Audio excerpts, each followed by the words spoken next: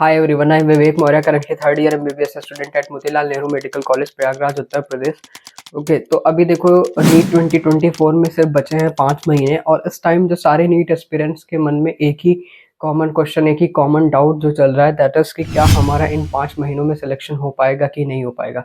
क्या अगर अभी से हम पढ़ना स्टार्ट करते हैं तो क्या हम सिलेक्ट हो पाएंगे नीट में, क्या हम नीट 2024 को क्रैक कर पाएंगे, क्या हम अपने नाम के आगे डॉक्टर लगा पाएंगे कि नहीं लगा पाएंगे, हमें मिनिमम मार्क्स कितने लाने होंगे किसी गवर्नमेंट मेडिकल कॉलेज में एडमिशन लेने के लिए एमबीबीएस सीट पे। तो ये जो सारे कॉमन क्वेश्चंस हैं, कॉमन डाउट्स हैं, ये आपके भी मन में चल रहे होंगे जितने भी नीट एस्पिरेंट हैं, और ये मेरे प्रिपरेशन जर्नी के ड्यूरिंग मेरे भी माइंड में यही सारे क्वेश्चन के राउंड कहीं ना कहीं घूमती रहती थी चीज़ें। तो ठीक है, तो इस वीडियो में हम उन्हीं सारी चीज़ों को डिस्कस करेंगे कि हमारी स्ट्रेटेजी क्या रहनी चाहिए, हमें मिनिमम मार्क्स कितने लाने होंगे। ओके, तो यही सारी चीज़ें डिस्कस करेंगे।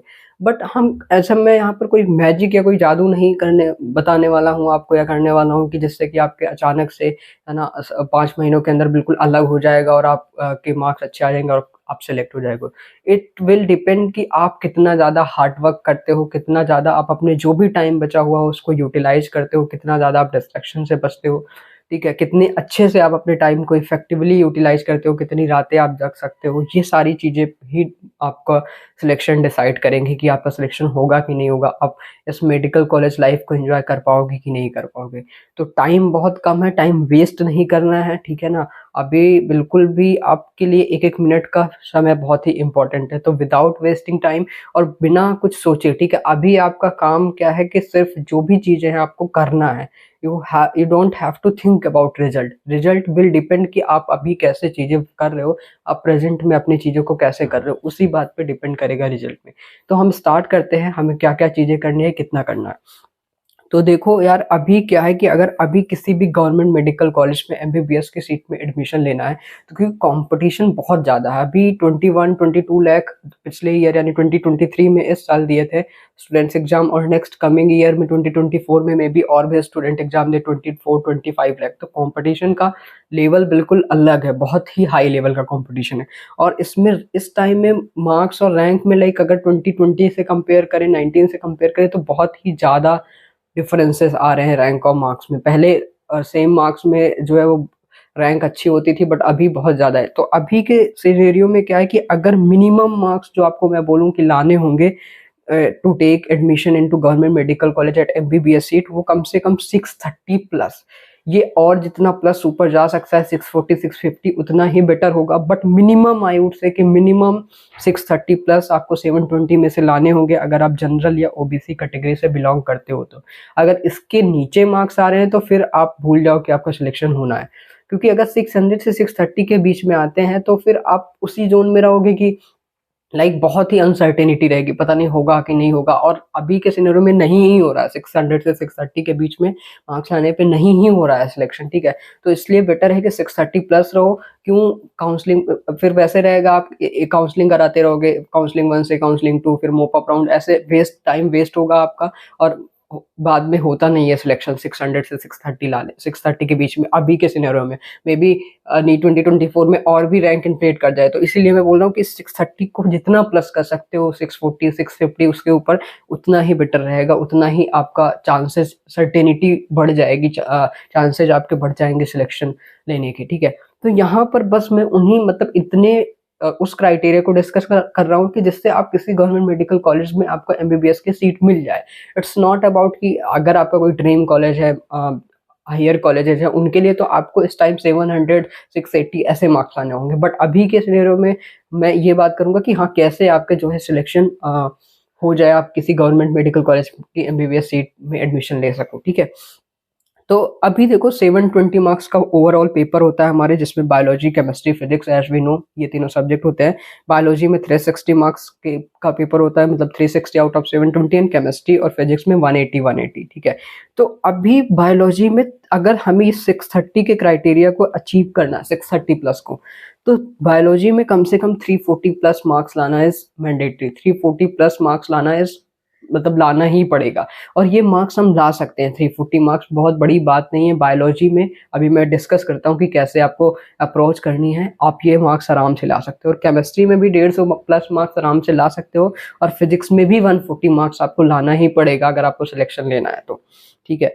तो अभी हम उससे पहले क्या है कि अभी जैसे अभी आप जब प्रिपरेशन कर रहे होगे तो अभी आपको क्या करना है, जो सिलेबस है ना वो एंड करने की कोशिश करनी है जनवरी के एंड तक, ठीक है। मतलब जनवरी के एंड से आप जिस भी क्वेश्चन, जिस भी इंस्टीट्यूट से पढ़ रहे हो, जिस भी कोचिंग इंस्टीट्यूट से, जिस भी टीचर से पढ़ रहे हो, डजेंट मैटर, बट आपको अपने एंड से जो है वो जनवरी के एंड तक जो है सिलेबस कवर करने का कोशिश करना है। तभी आप जो है रिवीजन के का टाइम आपके पास प्रॉपर मिल पाएगा, आप रिवीजन अच्छे से कर पाओगे, ठीक है। तो इसलिए पहले सिलेबस को जनवरी तक एंड करने की कोशिश करो। अभी मैं डिस्कस करता हूँ कुछ चीज़ों को, आप अपनी तरफ से पढ़ने की कोशिश करो। अगर आप ड्रॉप ईयर स्टूडेंट हो तो आपके पास ऑलरेडी नॉलेज रहती है, प्रीवियस नॉलेज भी रहती है, तो आप खुद से भी कुछ चैप्टर्स को पढ़ सकते हो और सिलेबस कवर कर सकते हो, ठीक है।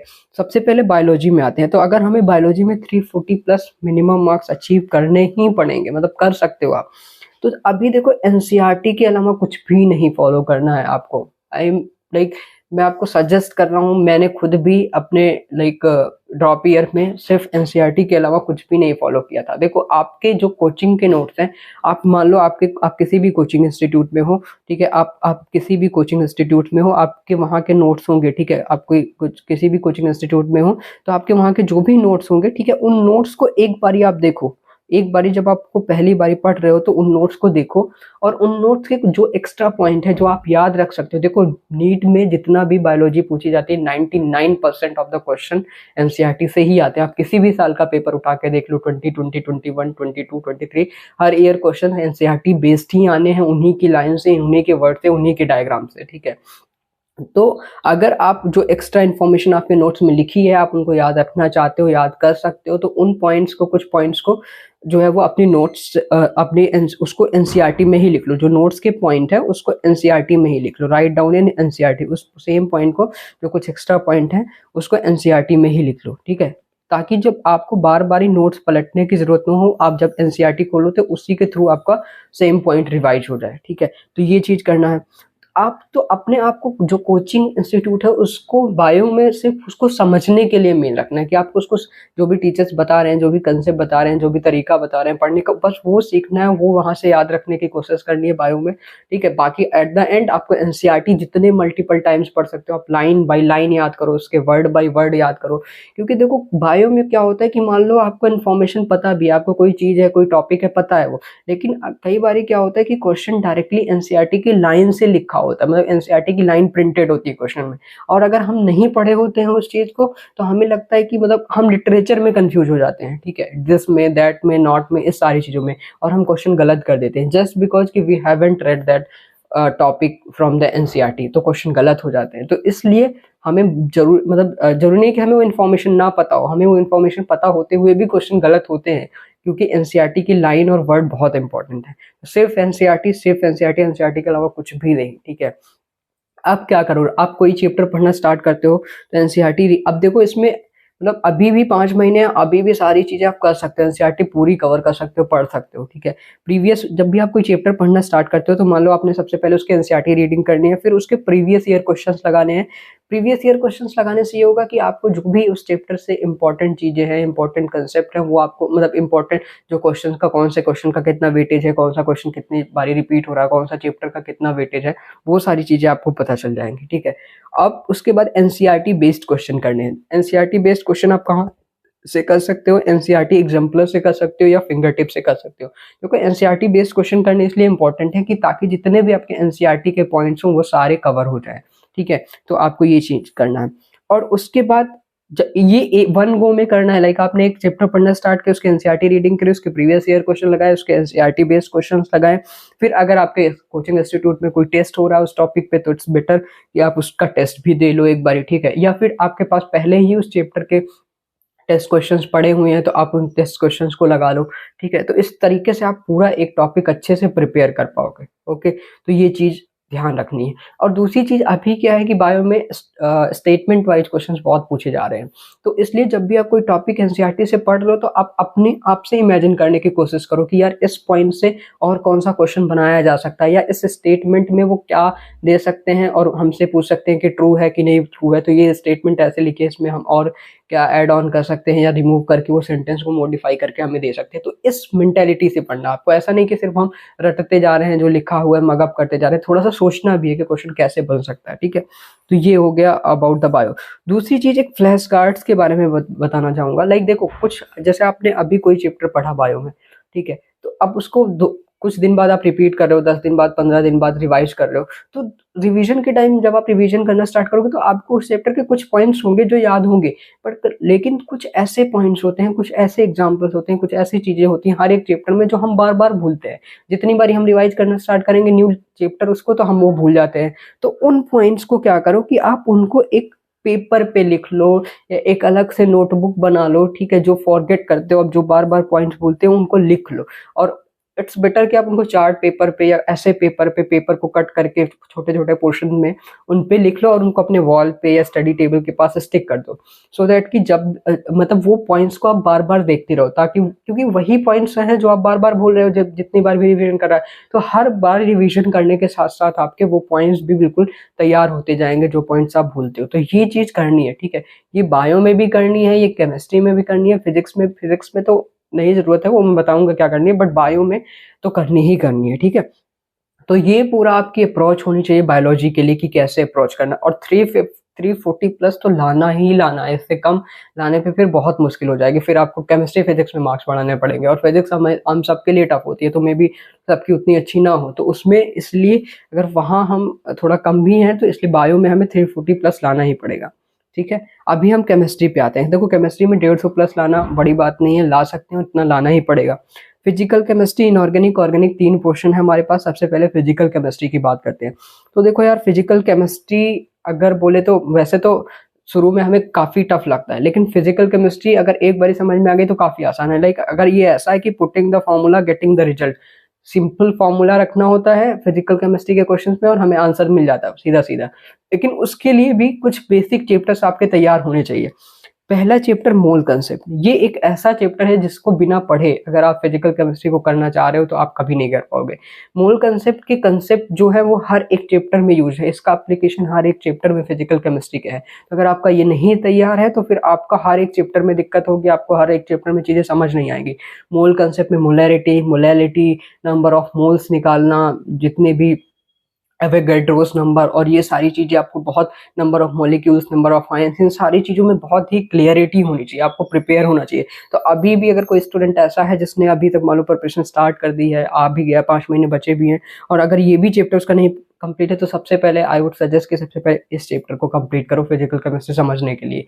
एक बार आप इस चैप्टर को कंप्लीट कर लेते हो आप, और इस चैप्टर को समझने का बेस्ट तरीका यही है कि जितने ज्यादा से ज्यादा आप इसका क्वेश्चन करोगे, जितना ज्यादा से ज्यादा आप क्वेश्चन प्रीवियस ईयर क्वेश्चन करो, बार बार इसके क्वेश्चन लगाओ, रिपीट करो सेम क्वेश्चन को, तभी ये चैप्टर समझ में आएगा। मोल कंसेप्ट इज वेरी इंपॉर्टेंट और शुरू में हम सबको टफ लगता है, तो पहला इस पे मोल कंसेप्ट तैयार करो। मोल कंसेप्ट के तैयार होते ही आधी चीजें वैसे ही फिजिकल केमिस्ट्री में आसान लगती हैं। फिर अगला है केमिकल बॉन्डिंग। देखो, केमिकल बॉन्डिंग भी एक ऐसा चैप्टर है जिसको आप कभी मिस नहीं कर सकते हो, क्योंकि इससे 6 क्वेश्चन, 7 क्वेश्चन, 8 क्वेश्चन कुछ भी नीट में आ सकते हैं, 5 तो मिनिमम आते ही आते हैं, ठीक है। तो ये आपका केमिकल बॉन्डिंग बहुत तैयार होना चाहिए, अच्छे से हाइब्रिडाइजेशन निकालना पता होना चाहिए, मॉलिक्यूलर ऑर्बिटल थ्योरी जिससे 2 से 3 क्वेश्चन आते हैं, तो ये एक ऐसा इस केमिकल बॉन्डिंग में टॉपिक है जो आपको आना चाहिए, और बहुत आसान है, एक बार आपने सारी चीजें याद कर ली तो बहुत आसान है, ठीक है। तो केमिकल बॉन्डिंग आना चाहिए। तो ये सारी चीजें आपको बिल्कुल अच्छे से, दो ये चैप्टर ऐसे बताए मैंने फिजिकल केमिस्ट्री के जो आपके मस्ट नोन चैप्टर, ठीक है। अब उसके बाद मतलब केमिस्ट्री, फिजिकल केमिस्ट्री पढ़ने का तरीका क्या होगा। सबसे पहले आप नोट्स पढ़ोगे, जो भी आपके कोचिंग के नोट्स है वहां समझोगे, नोट्स पढ़ोगे, रिवाइज करोगे, फिर आप उस चैप्टर के प्रीवियस ईयर क्वेश्चंस लगाओगे, फिर आपको जो भी कोचिंग इंस्टीट्यूट के मॉड्यूल्स मिले हैं उन मॉड्यूल्स को करोगे, और फिर उसके टेस्ट पेपर्स लगाओगे या टेस्ट पेपर दोगे। तो ये स्ट्रेटेजी रहनी चाहिए, ठीक है। और अभी तो सिलेबस नया है जिसमें चीजें रिड्यूस हुई हैं, कई चैप्टर्स रिड्यूस हुए हैं, ठीक है।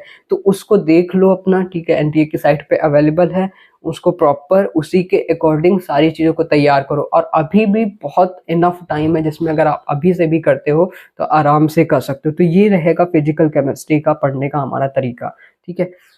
Next come to the inorganic chemistry. Inorganic chemistry में इट्स ऑल अबाउट, ये थोड़ा सा बायो जैसा हो जाता है कि इसमें आपको चीज़ें याद रखनी है। अब जितना से जितना ज़्यादा चीज़ें याद रख पाते हो, फ्रीक्वेंट रिवीजन करोगे, उतना ही अच्छा होगा। क्योंकि देखो इसमें समझने वाले कंसेप्ट हैं। सबसे पहला जो चैप्टर इसमें आपको आना ही चाहिए, दैट इज पीरियोडिक टेबल।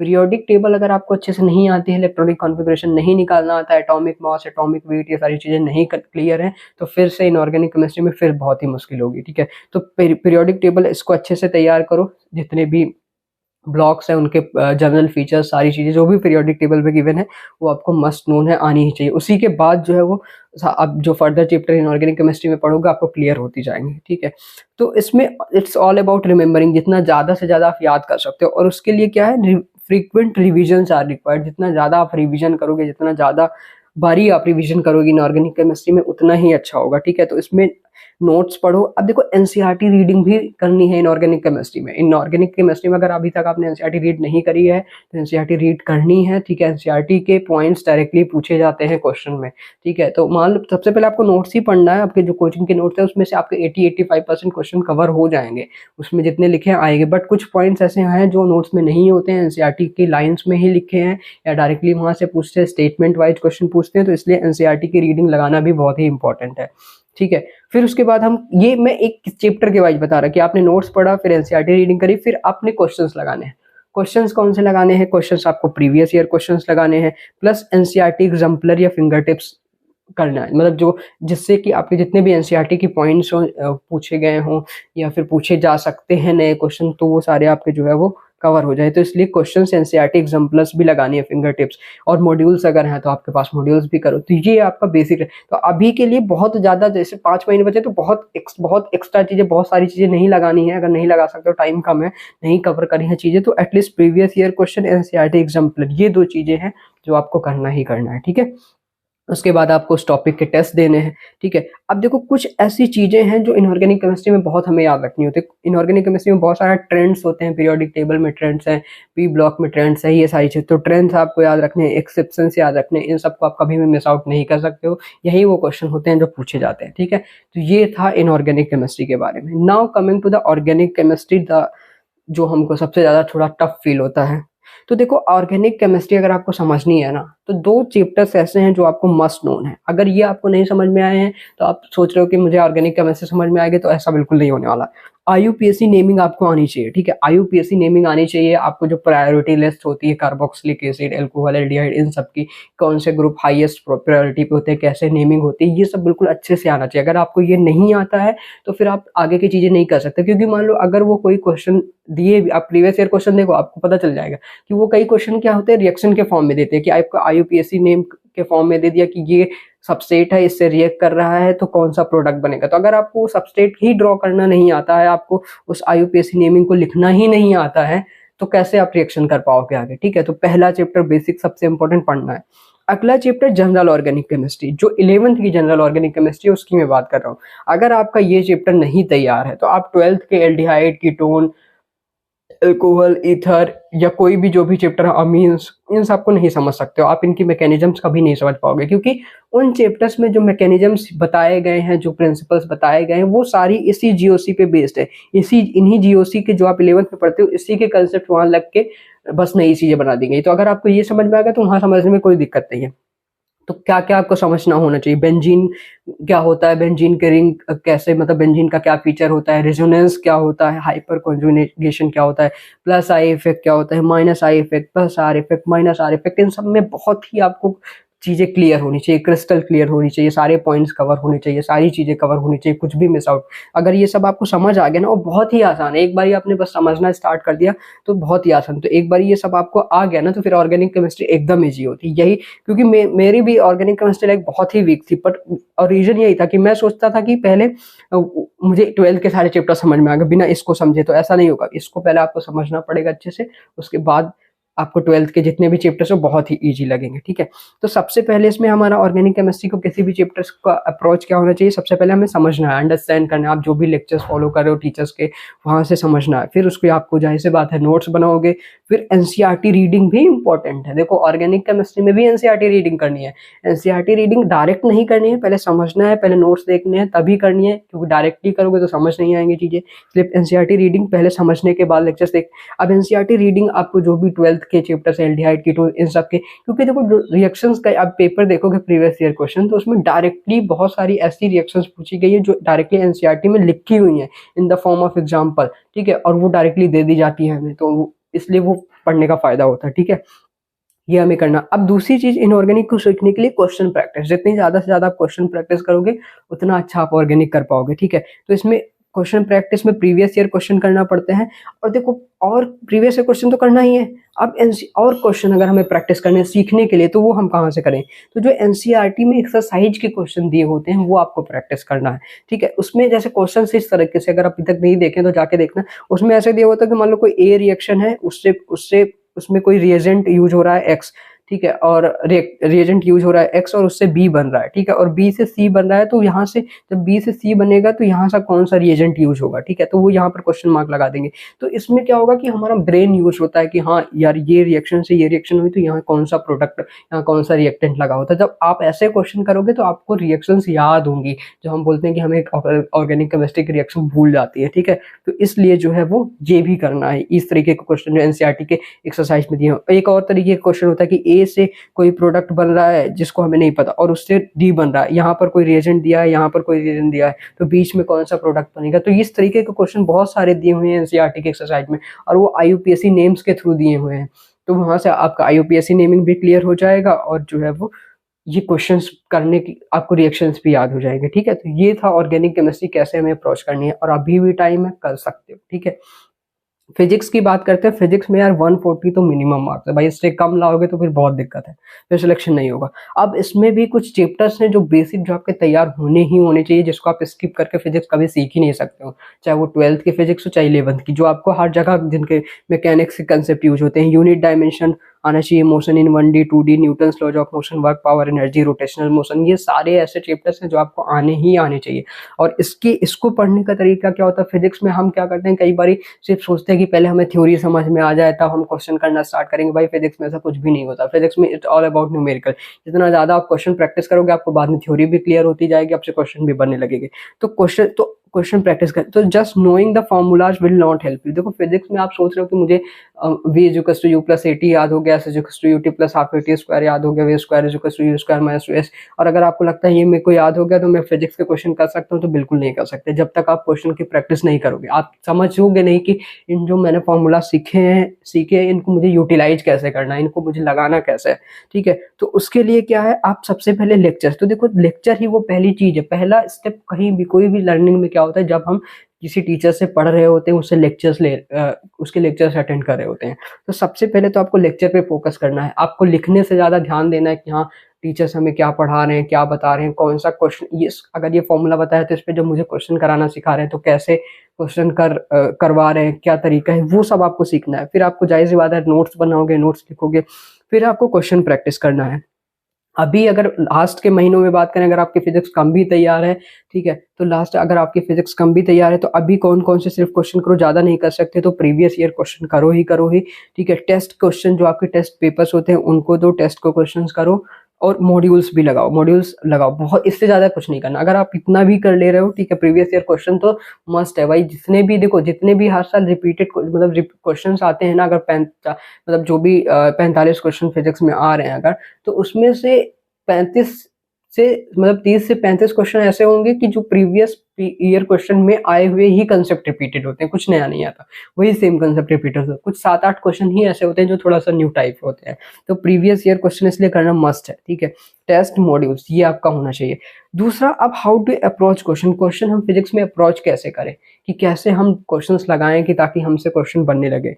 सबसे पहले क्वेश्चन कोई भी आप करना, लेक्चर्स वगैरह देखा, सारी चीज़ आप क्वेश्चन करना, सबसे पहले क्वेश्चन को खुद से करने की कोशिश करो, जितना उसमें अपना मैक्सिमम ब्रेन यूटिलाइज कर सकते हो, जितना आपको बताया गया है, जो भी कंसेप्ट बताया गया है, सिखाया है, सीखा आपने, उसका यूटिलाइज करके आप क्वेश्चन लगाने की कोशिश करो, उस फॉर्मूला को एडजस्ट करने की कोशिश करो, कैसे इस फॉर्मूले को मैं इस क्वेश्चन में लगाऊं। उसके बाद अगर आपसे नहीं बनता है, मान लो नहीं बनता है, ठीक है, आपको सॉल्यूशंस का यूटिलाइज करना है, जो मतलब पीडीएफ सॉल्यूशंस क्वेश्चन के अवेलेबल होते हैं, या उसको उस क्वेश्चन के सॉल्यूशन आपको कहीं ना कहीं आजकल तो सॉल्यूशन मिल ही जाते हैं, आपका कोई टेस्ट हो रहा है तो उसके भी पीडीएफ सॉल्यूशन होते हैं, तो उन सॉल्यूशन से देखना है और सीखने की कोशिश करनी है, सिर्फ देखना नहीं, उन सॉल्यूशन से आपको लर्न करने की कोशिश करनी है कि कैसे जो क्वेश्चन सॉल्व करने की टैक्टिक्स है, तरीका है, वो क्या है, कैसे सॉल्व किया गया है क्वेश्चन, इसमें मतलब मैंने कौन सा स्टेप नहीं किया जो इस सॉल्यूशन में दिया हुआ है, इसमें बताया गया है, मैंने कौन सा स्टेप नहीं किया, या मैंने क्या चीज़ नहीं सोची, और वहां से ये चीज़ सीखते चलनी है कि हाँ अगली बार से अगर ऐसा क्वेश्चन आएगा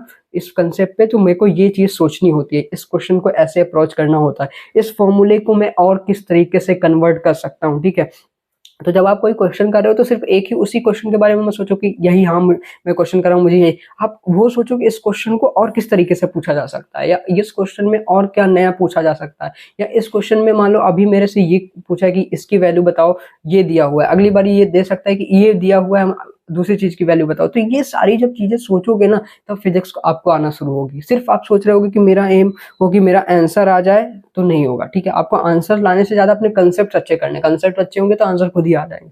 तो ये हमारी जो है वो पूरी स्ट्रेटेजी रहेगी for the physics, chemistry and bio. तो अगर ये सारी चीजें आप मन से करते हो, शिद्दत से करते हो, टाइम अभी भी है, ठीक है, और टाइम वेस्ट नहीं करते हो, इस यूटिलाइज नहीं, बिकॉज अभी कई सारे स्टूडेंट के साथ ये भी प्रॉब्लम आ रहा है कि अभी मतलब कि पढ़ने का मन नहीं कर रहा है, लगता है कि पता नहीं होगा कि नहीं होगा, क्या होगा, हम बहुत सारी ओवर थिंकिंग करें। तो भाई इसको स्टॉप करना पड़ेगा, ठीक है। ये सारी चीजें आपको आप और इसको स्टॉप करने का सबसे बेस्ट तरीका यही है कि आप जितना ज्यादा अपने आप को बिजी रखोगे, जितने ज्यादा अपने आप को सिर्फ फोकस रखोगे, हाँ मेरा ये काम है, मुझे ये करना है, तो आपकी सारी चीजें हो जाएंगी अपने आप से। ओके, तो that's all about this discussion of a strategy. So thank you for watching this video. Okay, तो पढ़ते रहो, keep studying all of you.